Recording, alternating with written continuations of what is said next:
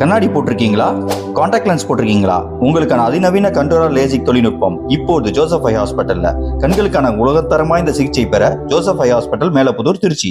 சென்னையில் ஆபரண தங்கத்தின் விலை காலையில் சவரனுக்கு 2720 ரூபாய் குறைந்த நிலையில் மாலையில் 2000 ரூபாய் உயர்ந்து விற்பனை செய்யப்பட்டது.